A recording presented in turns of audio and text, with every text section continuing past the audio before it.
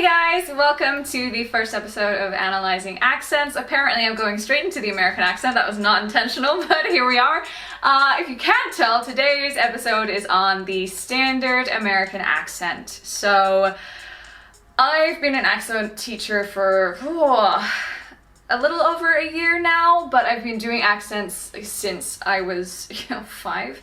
My parents always tell me the story that when we would go to like army functions and that kind of thing, because there would be so many people from so many different countries, I'd be walking around and I'd, talk to an Irish person in an Irish accent, a Scottish person in a Scottish accent, talk to them in an Australian accent, talk to their American friends in an American accent.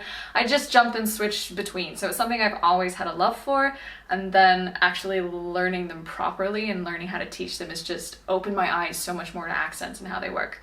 What I'm going to do today is I'm going to go through the sort of basics that I do when I approach an accent. I'm not going to go into too much detail because those end up being like 40-50 minute long videos, but just the basics of where to start with an accent. So personally, when I learn an accent, I start with mimicry. So I'll watch a movie or a TV series and I'll listen to the accent over and over again and I'll start mimicking the accent. The biggest issue people face is that a lot of people can do this mimicry, but they don't move past that point. So if they can't hear words in the accent, they'll really struggle to be able to just apply it to any script. So yes, mimicry, great place to start, but you need to go the next step past that, which is to work out where the accent is placed in your mouth. People who are singers, this is going to be so much easier because we're already used to moving the placement of our voice all around our mouth to suit certain things. But if you're not used to that, just start becoming conscious of it. So if I look even just at my Australian accent, I talk very much in the back of my throat as an Australian. A lot of Aussies do, a lot of us talk back here. You can even hear just the pitch difference between my voice. Whereas the American accent is really nice and forward. It needs to sit in this nice twangy area. That's why so many people find it easier to sing in an American accent, because it takes your voice into this nice resonant place. It makes singing so much easier. So easiest thing to help if you were a non-singer with getting that placement is to just sit your thumb under your chin and your fingers here, and you want to do that with both hands, and you just want to imagine like you're trying to project the sound through these little gates here. Start really trying to focus on bringing the sound through there, and that'll help you bring that nice forward sound out.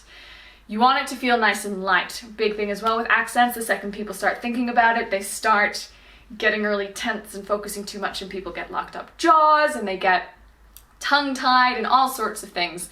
So you want to keep it nice and free. You've got to remember when you're doing an accent, you're just talking. You're just talking. That's all it is. So standard American accent. I lived in America for 2 years, so this was my accent for about 2 years. Naturally, which is mind-boggling. And then coming back to Australia and moving into the theatre world and the acting world, being able to do accents is really important. I think I've done one theatre show in my natural accent. Everything else that I've had to do other accents for, and standard American is your most common. So even within the standard American accent, I've done all manner. So I've done my, my nice, bright, happy American accent that I'm doing right now. This is my teaching American accent versus my film American accent, so it's a little closer to my natural talking voice because it sounds too over the top if I do it placed too forward. Versus when I did High Society, 1940s American accent, it's not going to be quite as preppy. So it ended up being a sort of accent that's at about here, like, Dexter dear, what exactly are you doing here? This is sort of where I talked, for that kind of accent.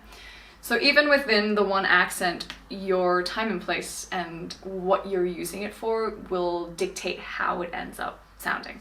A big help with accents as well, so as well as mimicry and finding that placement, is getting a key phrase. So this is just a couple of words, generally words that will hit your treble vowels, and knowing that you can say those words perfectly in the accent no matter what, using that to help trick you into it. Often when I would teach my students, they would always get a couple of lines into a monologue and then I'd be like, okay, good, now the accent's a lot more secure, but those first few lines were a little shaky.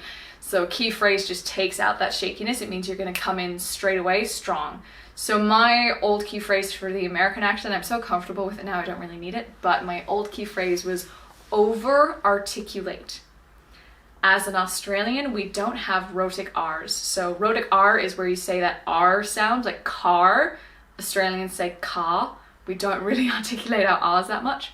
So going into an American accent, I needed something that would remind me of that. So it always ended up being over-articulate.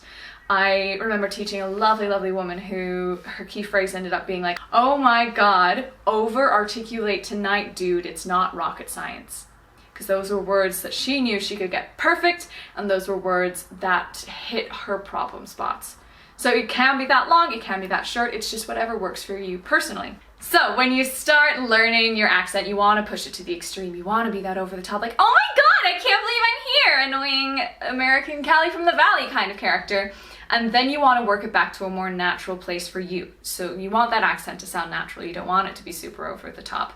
Just going to that extreme means you can guarantee you have all the vowel sounds that you need before you bring it back to a more natural sounding accent. When learning accents as well, I find that ad-libbing like this, trickiest way to learn it. Give yourself something to read to practice with. So I have here my favorite book series, Percy Jackson and the Lightning Thief. I'm going to have a little read of this just to give you an idea. I personally, when I'm getting someone to listen to my accents, I try to just go straight, like not prepare too much because I don't want to learn the accent incorrectly. I'll kind of just be like, "Hey, listen to my accent," and read, cold read. So we have Percy Jackson and the Lightning Thief by Rick Riordan. Great series if you haven't read it. I'll just read a little bit of the first chapter. So, chapter 1, I accidentally vaporized my pre-algebra teacher. Wow, just completely lost it. See, energy. This accent requires a lot of energy. If you let your energy drop for a second, your accent's gonna drop. Particularly if you're an Australian, we're really, really lazy talkers, so you're gonna need to up that energy. So let me try that one again. I accidentally vaporized my pre-algebra teacher. Look, I didn't want to be a half-blood. If you're reading this because you think you might be one, my advice is close this book right now. Believe whatever lie your mom or dad told you about your birth and try to lead a normal life. Being a half-blood is dangerous. It's scary. Most of the time it gets you killed in painful, nasty ways. If you're a normal kid reading this because you think it's fiction, great, read on. I envy you for being able to believe that none of this ever happened. But if you recognize yourself in these pages, if you feel something stirring inside, stop reading immediately. You might be one of us, and once you know that, it's only a matter of time before they sense it too, and they'll come for you. Don't say I didn't warn you. Just a teaser. Just a teaser. You have to read these series. They're amazing. That's nothing to do with accents. That's just my personal opinion. So yeah, as you saw, reading there, a lot easier. I'm sure while I've been ad-libbing and talking, I've been slipping in and out on a couple of things, probably not being quite perfectly in accent. It's the kind of thing that even at my point where I'm teaching this accent, if I film myself doing something, I will watch it back and listen and go, "Oh, that slipped off, and I will do it again." You've got to start being able to hear the accent yourself. Watching or recording and listening back is going to be the quickest way that you're going to learn how to listen to yourself and how to hear for yourself whether or not your accent is doing well. So that is Analyzing Accents, our standard American one, first episode for you all.